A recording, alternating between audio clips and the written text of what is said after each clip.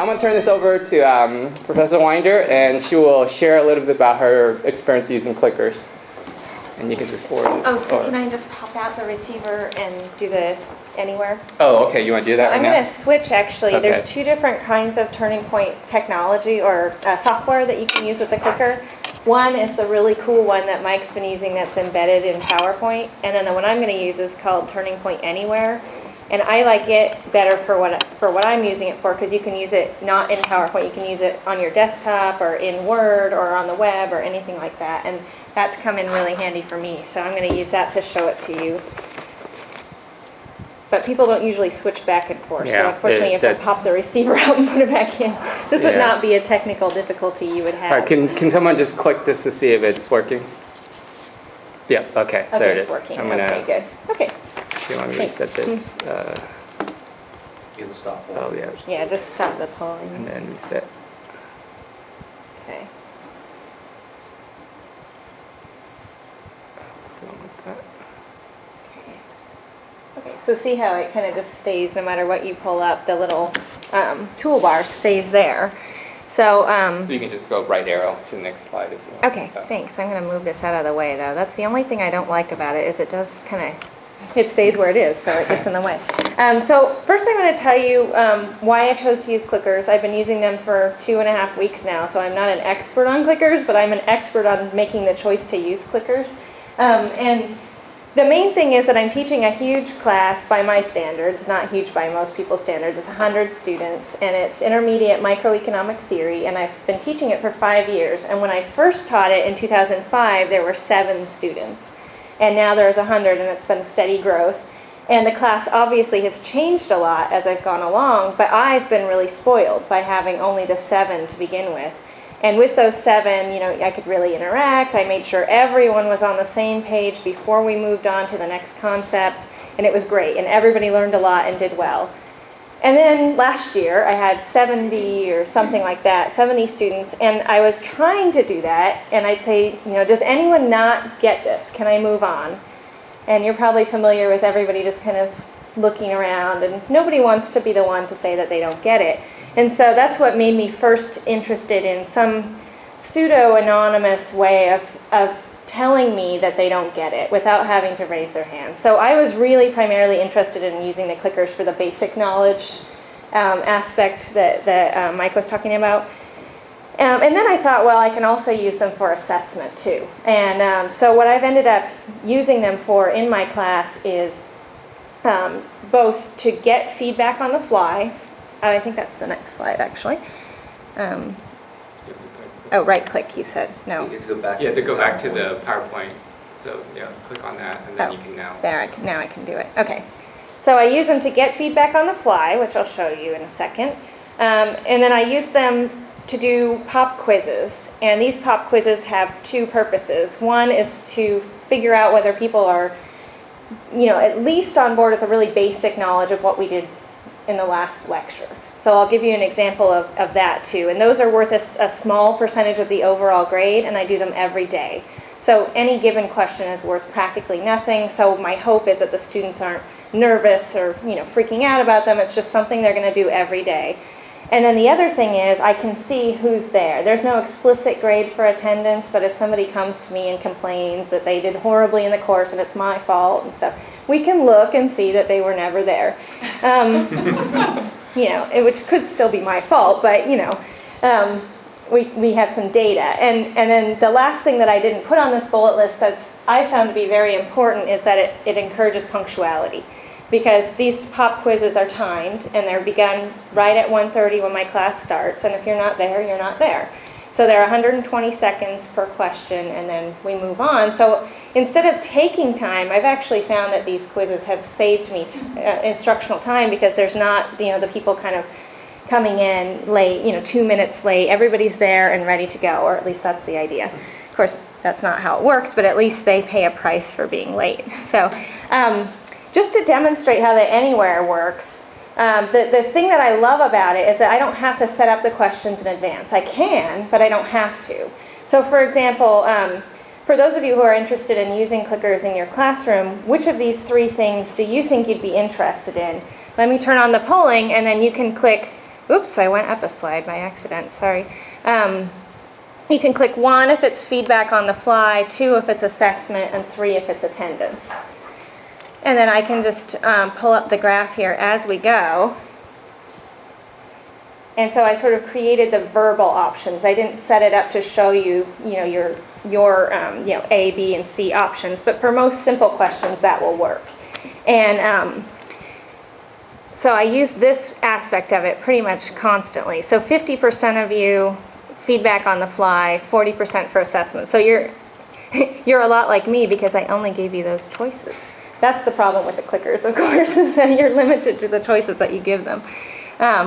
Okay, so I'm going to give you just a couple screenshots that illustrate what I was just talking about, what I do with them. And these are really cool because at the end of the day, at every class, it saves your session.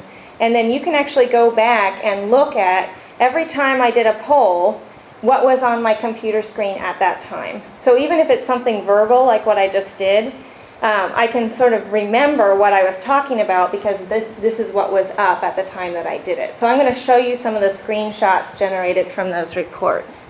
So this is an example. Let me move our current toolbar out of the way. So I just pulled this out as a picture file and stuck it in here. But this is an example of a formal assessment. Now during the assessment, this overlay was not on here, so it was just a white screen with the questions.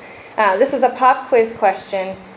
Actually, no, this was one that I had programmed in advance. So what I do before every class is, as I'm preparing my lecture notes, I think of some questions I know I would normally ask a small class just to test whether they're getting the intuition. So if I know I'm going to ask a question like that, I go ahead and put it in.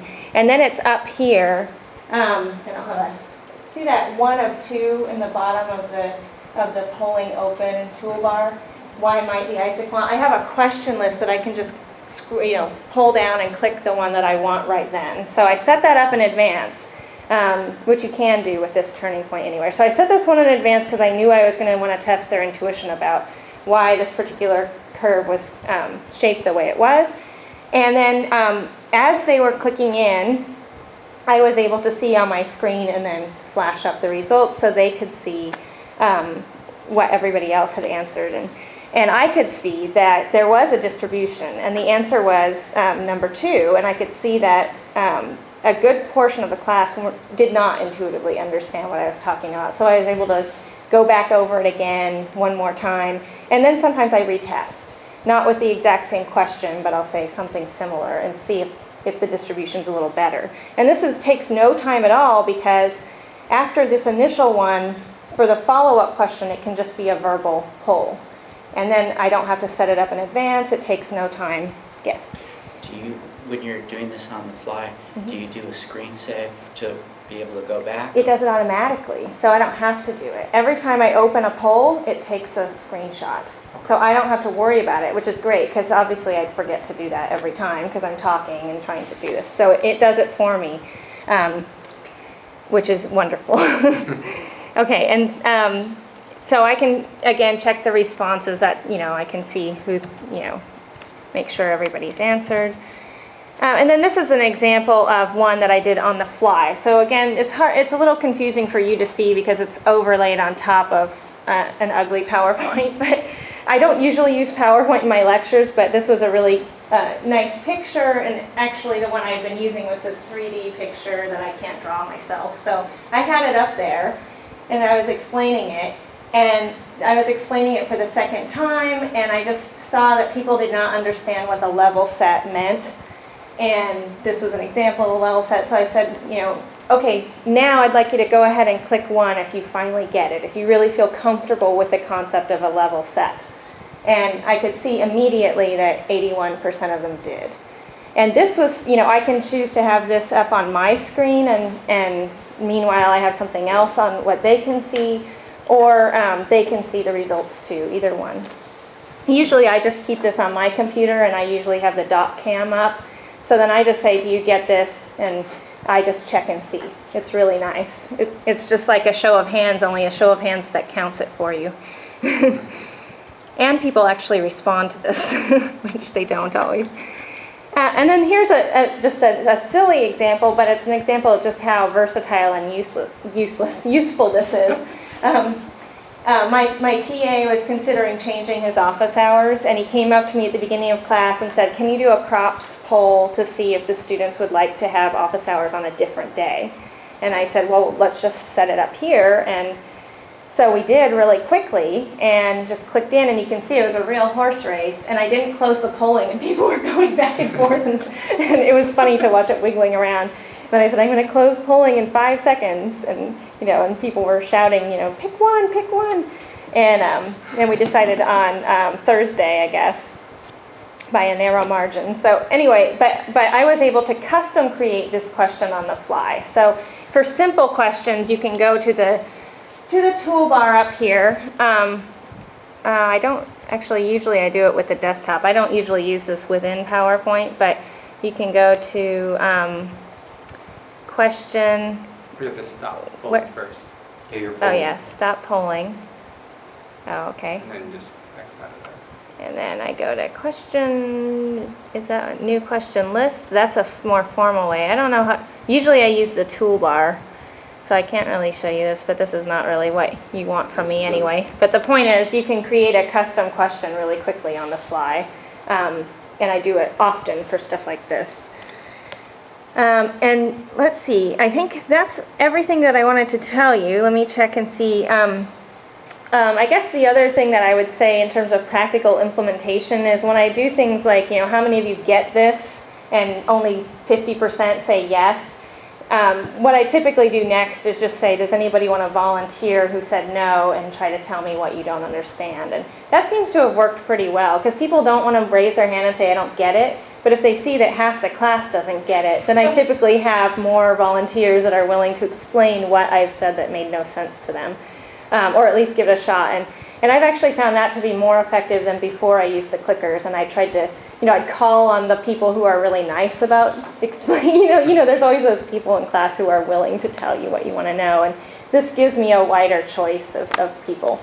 And I think that's all that I wanted to say. I found it so far to be pretty limited in technical problems, but nicely versatile and quick to use. So I'm going to continue to use it throughout the term. Pretty happy with it.